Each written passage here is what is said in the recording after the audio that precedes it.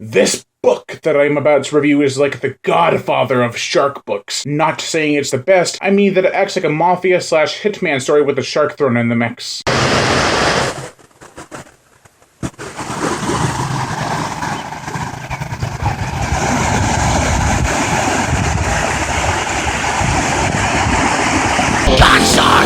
the water fades red.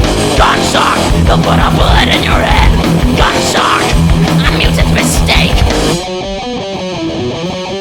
Jaws 2 by Hank Searles?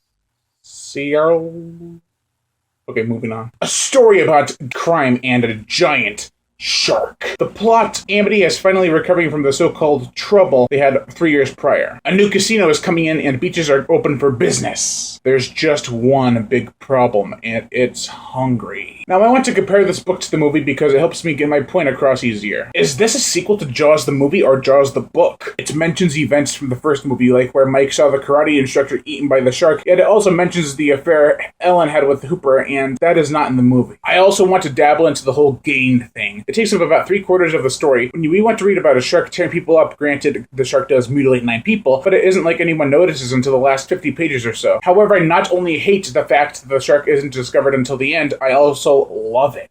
In most shark stories, they discover the shark very early on or in the middle. There are accidents that happen in this book that could lean towards a shark attack, but Brody doesn't freak out like he does in the movie. It adds an all-new level of shock when Brody realizes there is a shark after all. There is also a suspicion between a few characters that believe Brody never killed the first shark. However, we already know it's not the same shark because it's 10 feet longer and pregnant. Hank Searles also hints that the shark in this story mated with the original shark, which I think is an awesome idea. But the story did leave me bored in some parts, but I read it fairly quick in under a week to be precise. As I said, the last 50 pages or so is where the action is.